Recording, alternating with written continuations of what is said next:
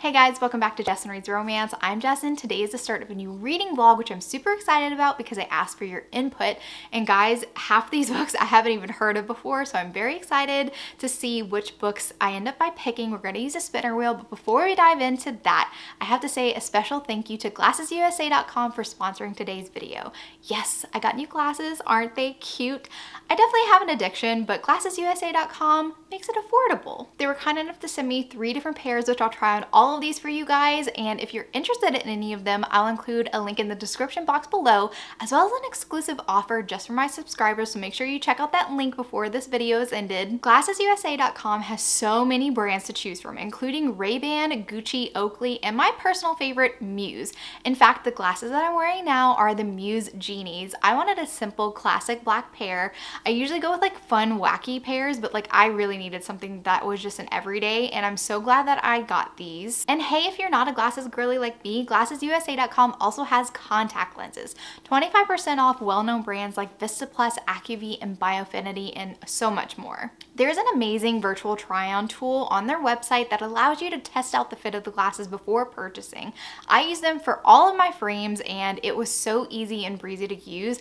I absolutely love this tool because I have a hard time deciding just from a picture which frames would flatter my face, so this was a lifesaver. And hey, if the glasses don't work out, GlassesUSA.com does offer free returns and shipping within 14 days. I'm so excited to try on the other two. So the first one we have is also from the Muse line. These are the Muse Eloquence glasses.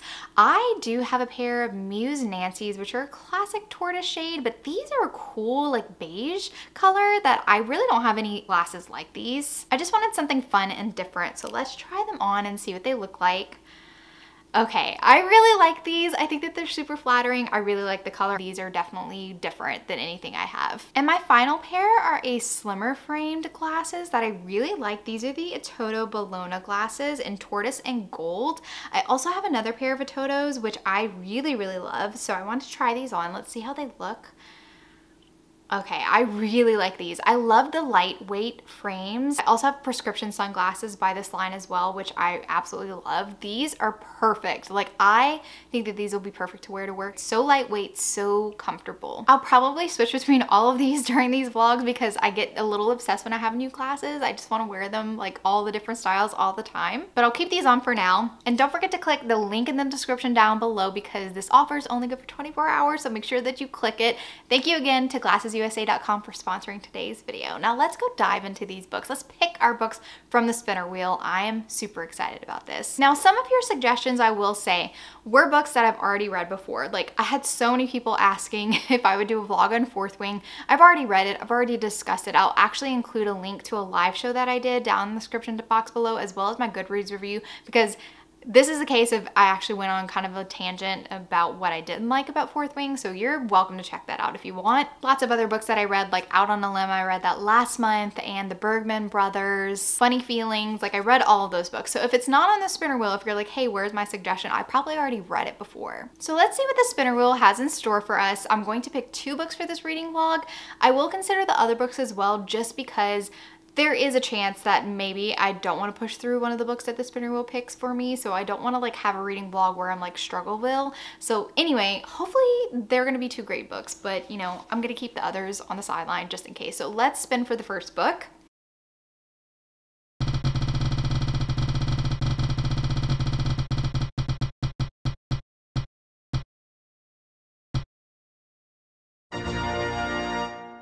Okay, Heavenly Bodies by Imani. I don't know if I'm saying that last name correctly. I haven't heard of this book before, and I didn't vet any of these books, so I hope that it is actually a romance book. Let's go on Amazon and see the description, see what it's all about. It's a long one, 601 pages. Wow. Okay, and it also may or may not be a duet. I see it says book 1 of the Heavenly Bodies series. I'm a little bit nervous. I'm wary about duets, but I'm gonna give it a go. It does say that it's a fantasy. I'm so sorry if I'm pronouncing that last name incorrectly. Weaves romance, intrigue, and mythology together, all against the backdrop of a fantasy world you will never want to leave. Okay, so that's good. I really am interested in some more fantasy and paranormal, especially as we get into like fall months. Even though it doesn't feel like fall, I want to read some more fantasy and paranormal. So I'm glad that we have at least one fantasy book for this vlog. Okay, so I actually like the sound of this book. Sounds maybe like it's gonna be enemies to lovers, which again puts me in mind of a duet, like possible cliffhanger at the end. We'll see. If it's a cliffhanger, I'm going to be upset. I'm just letting you guys know. If it's a cliffhanger, I don't like duets. I have a lot to say about duets. I've talked about it before, but I don't know. Maybe it'll be one of the lone wolf duets that I actually really end up by loving, and it deserves 2 books, but I don't know. That first book is 601 pages. We'll see. All right, let's pick the next one. Let's hide this slice so that we don't spin for it again. And the next one.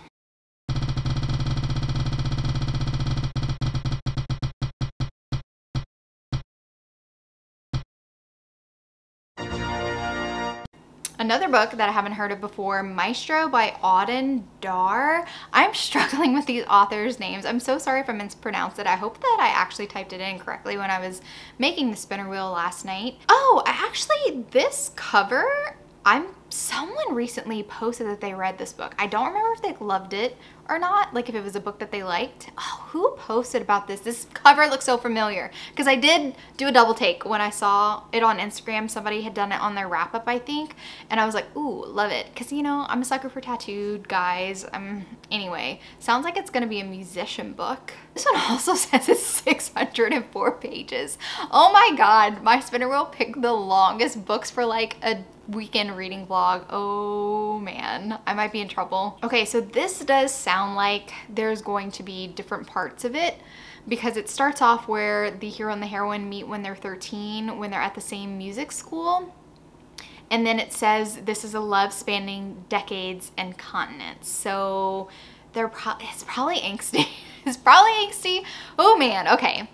I'm not gonna read into it. I'm going to go into this reading vlog very positive. I want the best out of these books. I hope that I really love them. But again, if I am really not feeling them, I'm gonna pick another book off the spinner wheel. I'm just gonna go look around and read the synopsis and find one that I feel like I can jive with, because I want a good experience. I don't wanna waste my time. I don't wanna waste my free time when I'm not on night shift reading something that I'm not very interested in. So, but anyway. Okay, so I'm going to start reading this. I do have some plans. Today is game day. College football started kicking off. I do plan on going to my parents' house. LSU plays this afternoon. I want to make some jalapeno poppers, so maybe I'm gonna see if I might listen to an audiobook. If they have some audiobooks available for these two, I might listen to these, because I love multitasking and audiobooks are great whenever I'm cooking. I also might do some bread tomorrow as well, so that would be good for an audiobook. If I can get the audiobooks, that's what I'm gonna do. That's the plan. I don't know which one I'm gonna pick up first. I'm gonna go see which one has audiobook first, but I'll update you guys as soon as I get a little ways into the story so that I can actually like tell you a little bit more about it besides just the very vague synopsis that I read. I think this is a good time to do an update. So I've been listening to the audiobook for Maestro for the past couple of hours now, probably since maybe 11 or a little bit earlier than 11. And it's 2:30. So I've been listening to it for a couple hours. I'm 30% of the way in. This is a long book. It is a very long book. And my general opinion so far with the length of the book is that it didn't need to be this long, because our hero and our heroine do meet when they are 13. And I think that it was a good way to establish the story, seeing them both auditioning to go to this prominent music school. They come from completely different backgrounds. Chad, the hero, is from a musical background. His grandfather on his mother's side is a famous conductor, a maestro, and his mother is also, you know, gifted, and she is in the music world and stuff. And he's comes from a very wealthy background. Aurelia has a very complicated family background. Her mom was basically the mistress, the other woman, and she is, or was, like the secret love child for a long time. She didn't even know that her dad was like married to somebody else until she was 7. So like that has informed a lot about Aurelia and her trust issues, and I don't blame her for any of them at all, but it does complicate this relationship that she's beginning to have with Chad for the past, you know, couple of chapters. Now that they're teenagers, older teenagers, about to graduate from their music high school or whatever. Now in general, 30% of the book with the hero and the heroine being in their teenage years, a lot of it happening whenever they're 13, 14, you know, it's literally year by year. And technically they're like not that much older than I am. So a lot of the references from the late 90s and the early 2000s, like I kind of have really been enjoying that. But since the book is so long, the fact that we're still in these very early teenage years and it's still basically setting up the heartbreak or the eventual split, which I'm assuming is gonna happen, especially with the prologue. The prologue in the beginning, when I listened to the prologue, guys, I was like, oh my God, do I wanna read this book? I'm not a huge fan of angst with like relationship drama, especially when I'm of the opinion of I don't understand pining after somebody who like treats you badly or continually pushes you away or leads you on, strings you along and stuff like that. Like I don't love watching somebody like beg for scraps, and the prologue sets that up for me. And I will say that I got really distracted, but now it's coming back to the forefront. In the prologue, it's established that the heroine, Aurelia, is in love with this guy, Chad, who he claims that he met his muse when he was 13 and she's the only muse he's ever had, and every, you know, masterpiece that he comes up with is dedicated to her. And she's watching an interview or listening to something like that he's involved with and thinking about their past, thinking about how he just left the hotel room with her and they had just had sex and stuff like that. And then the next morning after she falls up, she's woken up and there's a headline saying that Chad got in a bad car wreck, and she's freaking out, oh my God. And she gets a call from Chad's wife. Okay, so it's established in the prologue that Chad marries somebody else and he cheats on his wife with the heroine, Aurelia. So already in the beginning, I'm like, oh my God. So this woman is absolutely in love with this other man and he's married to somebody else. And apparently they've been knowing each other since they were very young. He claims that she's his muse, and like, to me that just screams somebody who just tells you what you want to hear and he wants to have his cake and eat it too. And the author really has to work for my trust in this hero that he has a good reason for not being with the heroine. And also with the heroine for being with somebody who would cheat on somebody else. Like, I don't love cheating books.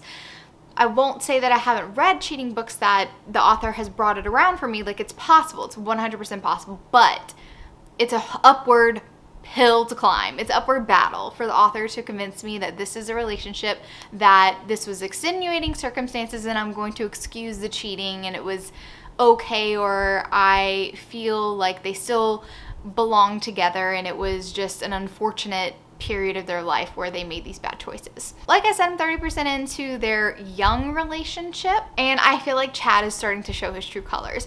When they first meet, I really like Chad, the way that he gave Aurelia confidence when she was auditioning. He was her first friend. He immediately took a liking to her. She was very quiet and reserved, and he brought, you know, her out of her shell and, you know, basically gave her confidence, never looked down on her, never made her feel badly about like her and her mom not having a lot of money. He's very supportive and very understanding.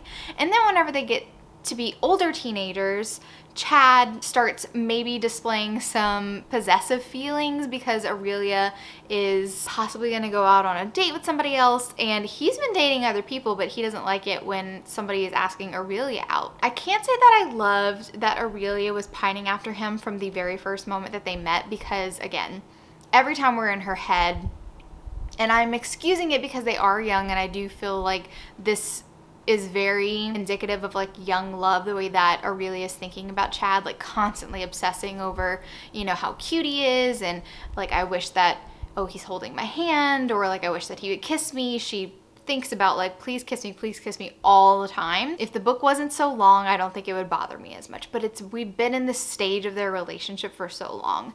Once I do cross that boundary into actually dating, it's only for a little while before the pressure becomes too much. He didn't want to change the relationship, and they really don't date for that long before his grandfather's kind of in his ear saying like, I don't think that you're serious. And it's established that his grandfather's putting some pressure, like arguing with his parents, saying that I want him to come out of school and I'll just train him and stuff like that, and he's feeling this pressure. It kind of reminds me of Kennedy Ryan's, I think it's a Soul series. It's Bristol from the Grip series, her twin brother. He was a child prodigy, a music prodigy, and his parents kind of really pushed him into doing all these things at a young age, and he got burnt out, and he, you know, had a horrible relationship with his parents because of it.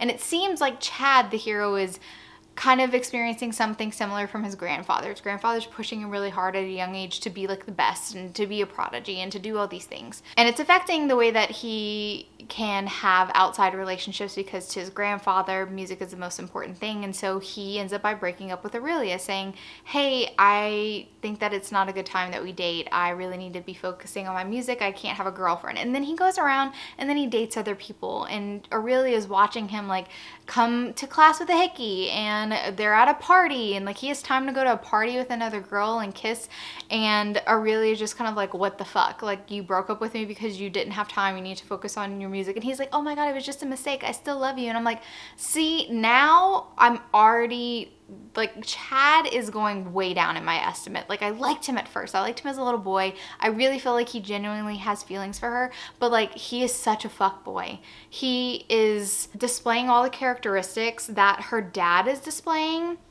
And Aurelia had a lot of trust issues because she has watched her dad, you know, cheat on his wife, Priscilla, her stepmom, with, you know, her mom. And then her mom's trying to move on, can't move on. It's been years and she hasn't dated anybody since her dad. And her dad is flirting with people in public in front of his own daughter. So no wonder why she has trust issues. And she does, when she and Chad were actually dating, she would always question, like, why are you with her? She's flirting with you. And like, she would give Chad the cold shoulder, and he was like, I'm not flirting. I don't understand why you would question me. Well, because probably you were. I mean, seriously, the way that Chad's acting after they broke up or just taking a break or whatever, he probably was flirting. I don't trust him. I don't trust him. So yeah, that's the way that the book's going so far. It has its great moments. I really do like their childhood friendship. I really do. Are they soulmates? Do they belong together? I hate how attached Aurelia is and how much she's falling apart now that they're broken up, and he's just like fine. He says he's not fine, but like, he's fine. He's succeeding in class. He's, again, going on dates with other girls that he claims are mistakes, but he keeps doing them. He keeps kissing other people. I mean, my dude, I just don't believe you. And Aurelia she's lost her, you know, she was second chair and now she's lost that spot, and she's just absolutely spiraling. She's not going to go to Juilliard anymore. She's trying to interview at other schools because she just doesn't want to be around him. And I'm like, this girl who deserves the world, she's ruining it all because it's fucking boy. And I don't like it. And knowing that in the future she becomes the other woman just like her mom burns me. Burns me. Okay, so that's where we're at. That's where we're at. I have a couple more hours. I did make my jalapeno poppers, which listening to the audiobook was really good. I've sped up the book a lot because I can't remember how many hours. I can go look on Amazon. How many hours is this book totally? Whenever I saw the amount of hours, I'm like, I'm going to have to get to a point where I speed up this audiobook a lot, because it's going to take a while to read it. And I also have that, you know, the Heavenly Bodies book, which is another 600-page book. So like, I don't want it to take forever. 19 hours and 30 minutes, guys. This is one of the longest audiobooks that I've listened to. So I'm currently listening to it at 2.65 speed. I can go higher, maybe, but I'm comfortable at this speed right now. But I am feeling the pacing right now. I'm feeling like it's dragging a little bit. I wish that the time spent in their teenage years was shorter and more condensed. I think we could have gotten to this point a lot quicker. And I know that there's just so much more. There's so much more angst and heartache in the future. So much more. So yeah, okay. I'll update you guys the further along I get into this book. Maybe once I complete it, but again, I'm only 30% of the way, so I might have more to either rant or say, oops, I spoke too soon and the author like pulled it off for me. I don't know. I may have more to say before the book ends. We shall see. Okay, it's only been like 20 minutes. So I listened to apparently the first part, the first movement, part 1. And then we have a time jump. for the second movement. It has been 4 years. So what happens after she is just like, she can't function. She is diagnosed with clinical depression after her breakup. This man has driven her out of the city. She moved away. Her parents all agreed that it was best that she cuts ties. She leaves the school and she goes somewhere else. So anyway, she's been going to school in like Philadelphia. And she's back in New York because one of her old teachers got her a sub position to play with the New York Ballet.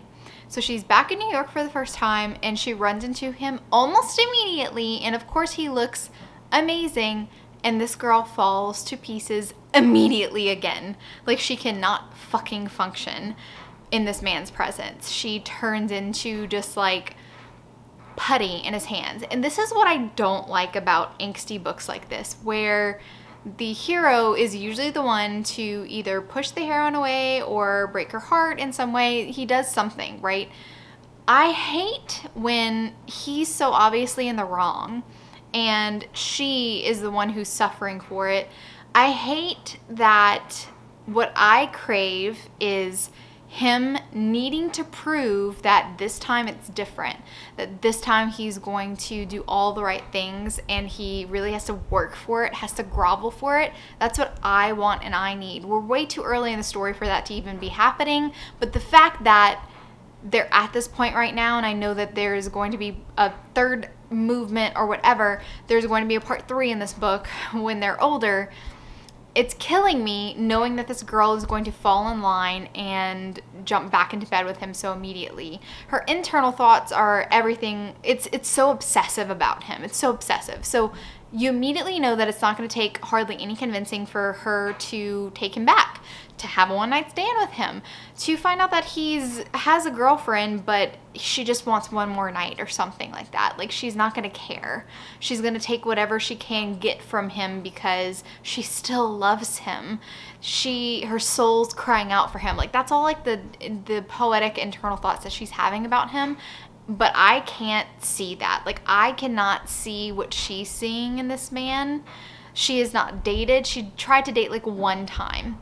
And when the guy that she tried to go on dates with asked for something more, she cut it off. But I'm assuming that he's been dating fine.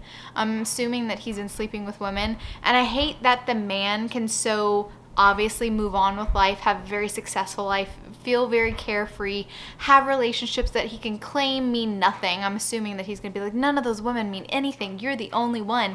But then he's gonna go on to get married to somebody else. Like, why would you marry somebody if you don't love them? That speaks to their character. And then you have this woman who literally cannot fucking function in his presence, that can't date anybody because this is her one true love. And I'm just like, why? Why is it so unbalanced? And I don't like it. I don't like it at all.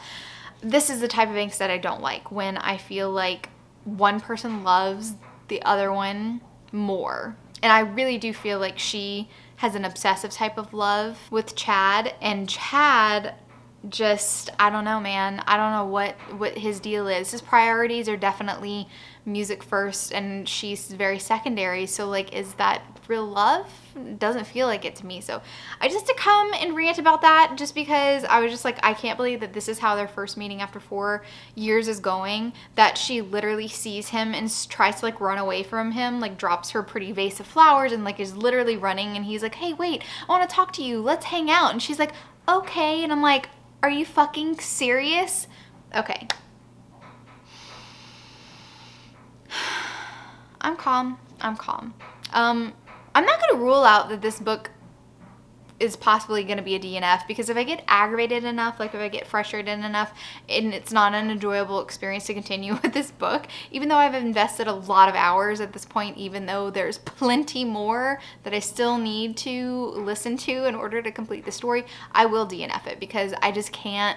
If this is going to be the whole book, is her pining after this man and he's completely fine in his life without her, and she just takes the scraps that he's willing to throw out to her, it's not going to be a satisfying read for me. It's just not. So yeah, I want a hero that's gone for his heroine. I don't want a heroine whose life is meaningless and nothing without him. and he's fine without her. Like, it doesn't scream to me the greatest romance of all time. It just screams to be unbalanced and you can do better. So I'll update you guys later. Wish me luck. It is time for a morning reading update. Okay, so last night while I was at my parents' house cooking, and I was reading and cooking at the same time. It's really funny. My mom and I were talking about books, and I was more than halfway through Maestro, and I switched to the ebook version because I couldn't listen and have a conversation and listen to the audiobook. So I did switch to the ebook version, and I'm a pretty fast reader. An ebook, I probably can read faster just by reading the physical copy than I can listening at like 3 times speed. So I think that that definitely helped me finish the book. So I did finish it. But while I was cooking and I'm reading, so like I'm chopping and I'm like reading, I am ranting at this book. And so I'm like venting to my mom as I'm cooking and reading at the same time. So it felt good to vent to her. I'm going to give the book 2 stars. And it's not the type of book that I love. I can see how people would like it. I really do. Speaking of my mom, she's a person who loves to watch soap operas. Like, they have so much like drama, you know, manufactured drama, and it's just like stuff's happening all the time. There's betrayals. It's, you know, someone's holding, you know, something over somebody else's head, and it's just like, you know, just a little wild, a little crazy, and you suspend your disbelief. And I think that there is a certain audience that would really love this book and find the angst to be very enjoyable. I am not one of those people. I don't find this type of angst and the reasons why they couldn't be together, I don't find them believable. I don't find them plausible, and it makes the reading experience of such a long book feel like a waste of time. Like the author wasted my time. We didn't need to have this amount of page time because here was an easy fix. Why didn't they do this? And this is crazy, you know? So that's how I felt about it. The point at which I felt like the author started dragging it out and it could have been solved was, I understand that we established early on in the beginning that the grandfather, Chad's grandfather, was so focused on having Chad just dedicate his whole life to music, and relationships were just stuff that's in the way. In fact, like, the pressure from his grandfather was the reason why Chad broke up with her in the first place. And then he regretted it later. And when he found her, you know, the 4 years later, he was like, I'm never letting you go again. So this time, the grandfather put pressure on Aurelia and said, you know, you're holding him back. You're the reason why, you know, he's not focused anymore. He's going to end up like this obscure maestro who you've never heard of before, because the reason why his career isn't successful is because he fell in love. And I'm like, can we go research this and like verify what he's saying is true first of all? But I understand that it got under her skin. It played into a lot of her insecurities. You know, she doesn't really think that she's good enough. She always looks at Chad as, you know, somebody who's like brilliant, and she doesn't want to hold him back. So I understand why she fell under the grandfather's spell. Even though I don't understand like the night where Chad takes her out to this dinner and the grandfather kind of like arranged for him to get distracted by like some sort of donor. Did he not see the grandfather sitting and talking to Aurelia at the table? Like, this is the night that Chad was going to propose. Did he not see his grandfather there? Did he not think it suspicious or weird? Like, I was very much not understanding that situation, because Aurelia could still see Chad while he was talking to somebody. And I'm like, how does he not see his grandfather there? Why isn't it suspicious that, you know, after you go home, you have sex, you make love, and she's about to leave you in the morning with a Dear John letter, like, try to sneak out? Like, it's not suspicious anyway, so she has to hurt him to push him away. And then the thing with the grandfather was, he was like, give him 2 years to establish, you know, this new orchestra that he's starting up. Like, give him 2 years and then you're free. I won't do anything. I won't tell him your secret, which that's a whole nother thing. What I didn't understand is Chad came find her earlier than the 2 years. I think it was maybe only 1.5 years. At that point, why didn't she just be like, this is good enough? He has been rocking it. He has made a name for himself. I'm 6 months early, fuck it, let's be together. She still pushes him. I don't understand why she's following the grandfather's like threat to a T. just tell him. So the reason why she went along with the grandfather's thing is because the grandfather found out that not only did she have a nervous breakdown, she ended up hospitalized, she had a miscarriage, and Chad didn't know that she was pregnant. Kind of suspected it when she was like so sick, she was throwing up at a party, and I was like, is she pregnant, you know? Anyway, so I suspected that, and that's what he held over her head, and she thought that Chad was gonna be mad at her because it was her fault. And this girl's head is a tough place to be in. She definitely is very hard on herself. So I get it, but like, I mean, just tell him. It's ridiculous. So I thought at that point the relationship could have been done. She could have taken him back, stopped pushing him away, because in the next 6 months, as she was like, oh yay, our 2 years are almost up, this fucking bitch Sarah, who is the cousin of Gabriel, sweeps in to do an interview because she's a journalist, and then she concocts this whole thing to trap Chad into a marriage. I was very suspicious from the very beginning. As soon as Aurelia found out that Chad was marrying Sarah because she was pregnant, which that's a whole nother ball game. Like, Chad, really? He's like, I have to marry her because she's having my baby. And then we find out that she was literally blackmailing him, being like, I'm gonna have an abortion if you don't marry me because I need to be married or else my parents are gonna disown me and I won't get my inheritance until I'm 33. So like, we have to have a contract where we're married for 6 years and then, you know, we can divorce and we won't even be together. But then she's playing it up in front of Aurelia, acting like they're in love. I'm like, how does Chad not feel suspicious about this situation, and why didn't he get a paternity test? Like, that was the first thing. This is the part that I was actually reading while I was cooking with my mom, and I was like, get a paternity test, and he never did. And it turns out that it wasn't his baby. It turns out that Sarah's fucking crazy, and she drugged her cousin, who she was in love with, her first cousin Gabriel, who was in love with Aurelia, and raped him, and then got pregnant with his baby, passed it off as Chad's, and wanted to stick it to Aurelia because she was mad because Gabriel's always been in love with Aurelia. And I'm just like, what the fuck? It is such crazy drama that I was just like, my brain hurt. And the fact that Aurelia literally, this girl takes a beating and she just like comes back for more. And I don't like that in a character. I really don't. Like, I need her to have a little bit of self-worth, just a little bit, because when she finds out that Chad is marrying Sarah and that she's pregnant and they're gonna have a baby, she actually accepts the position as a bridesmaid in her wedding. And you know that Sarah's doing it on purpose to rub it in her face, and she accepts the position. She goes to their wedding and she like hangs out with him, and like when they have the baby, she's like there in the hospital and stuff. She is like literally torturing herself, and I'm just like, I don't like this type of heroine, because I'm like, fight fucking back. Fight back. I couldn't stand it. So anyway, and then Chad's dumb for not getting a paternity test. Like, Jesus.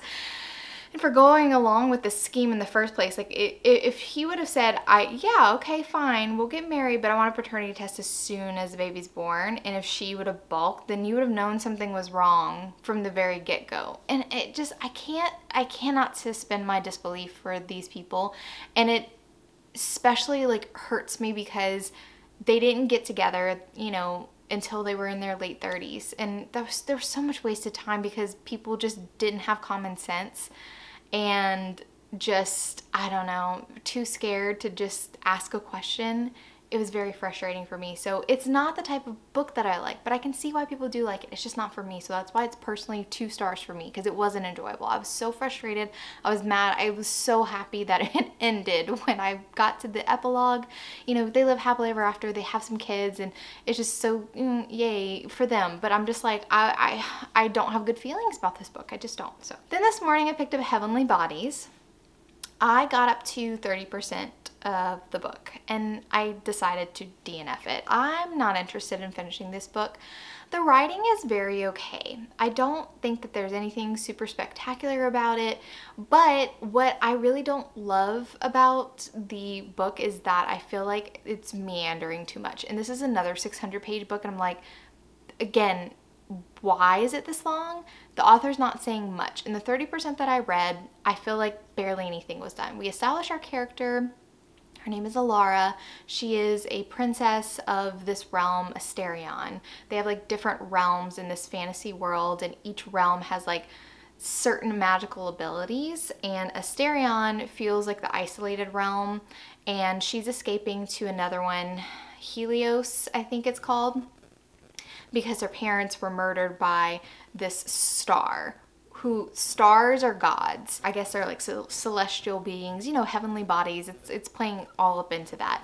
So she takes refuge in a neighboring territory, and the king of that territory agrees, like, yes, you can seek refuge here. I heard that you are a person who can wield all 3 powers of Asterion, like, or whatever her faction's called. So she is a special being who can wield all 3 things that are like illusion, shadow magic, and dream walking. And normally just each person like specializes in one.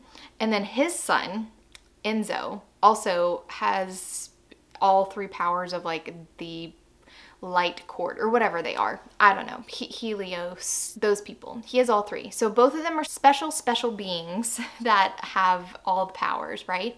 And he is tasked with training her because she is not up to par with her powers. Come to find out, her parents told her to suppress it because they thought that having so many powers would make her a target. So they were just like, bury it. So she doesn't really know how to use it.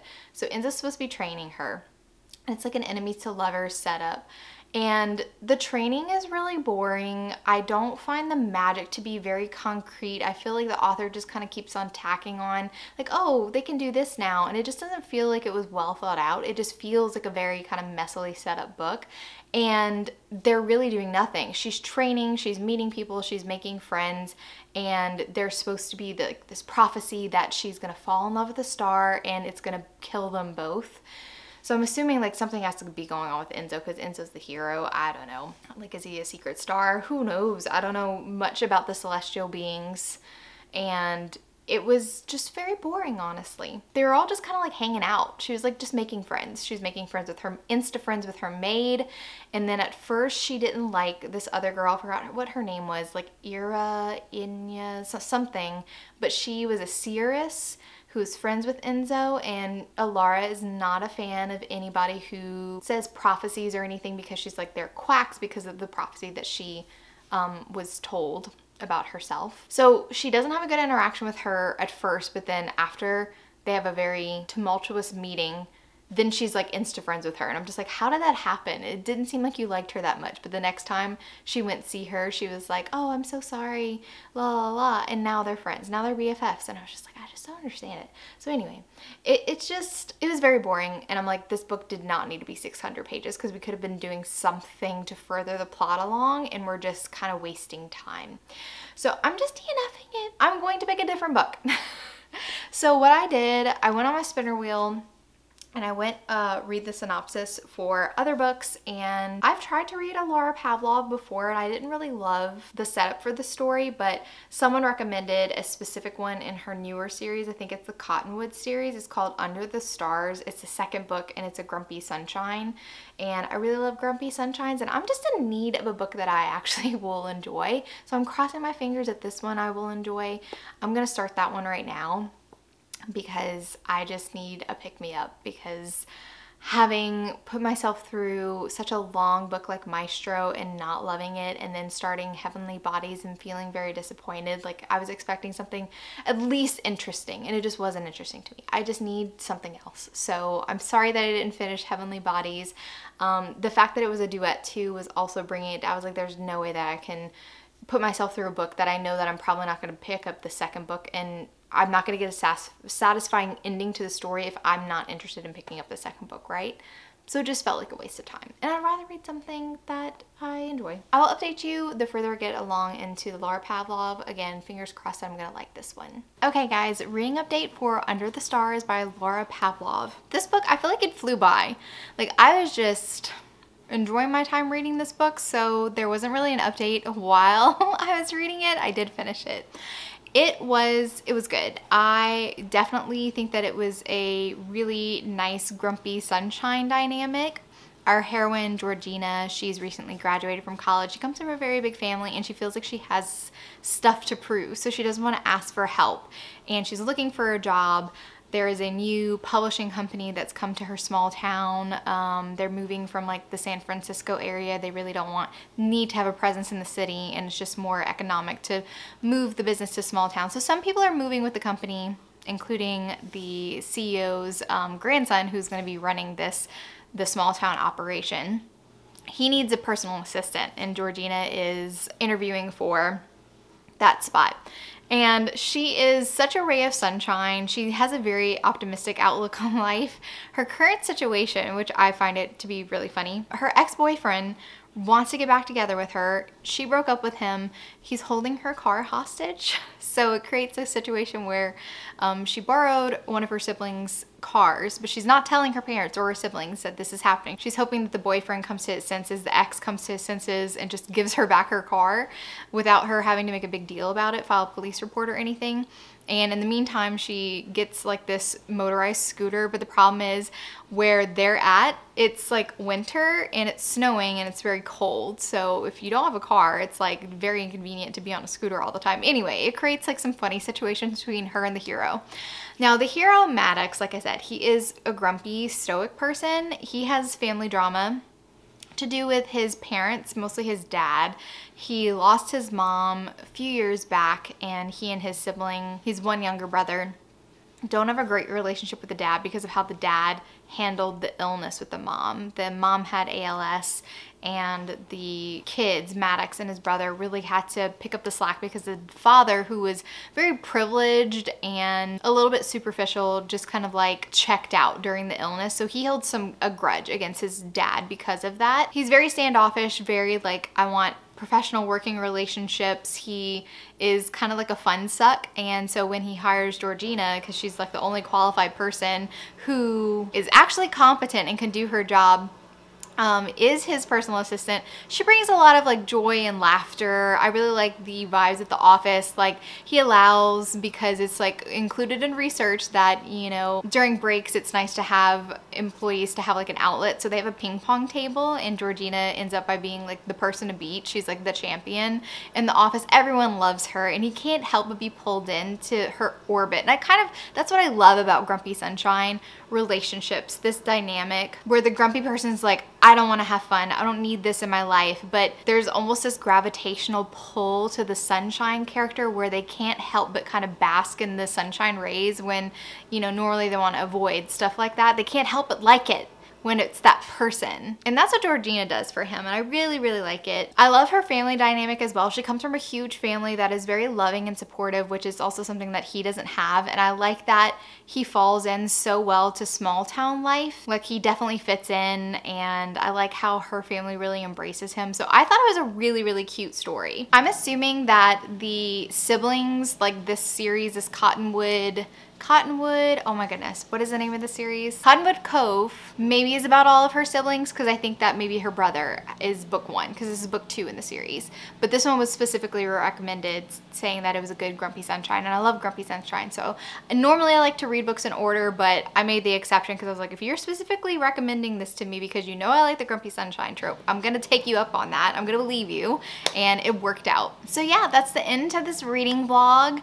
I'm sorry that I felt a little maybe ranty in the beginning when I was reading Maestro and stuff, and Heavenly Bodies ended up by not working for me, but I feel like this ended up on a pretty positive note with the Laura Pavlov. She definitely saved this vlog for me, and I'm definitely interested in checking out the other books that were recommended. There was quite a few on the spinner wheel that I used, so I'm gonna go take a look at the synopsis for the rest of the books and see if maybe I want to include some of these in my September TBR. Like as a mood reader, I just like having those options there, because you never know what mood I'm gonna be in, and having those options right at the tip of my fingers, I really like that. So thank you guys so much for your suggestions. If you like this video, give it a big thumbs up, and if you're not already subscribed to my channel, make sure you subscribe to get notified of any future videos that I do. Thank you so much for watching, and remember, life's better with a little HEA. Bye guys.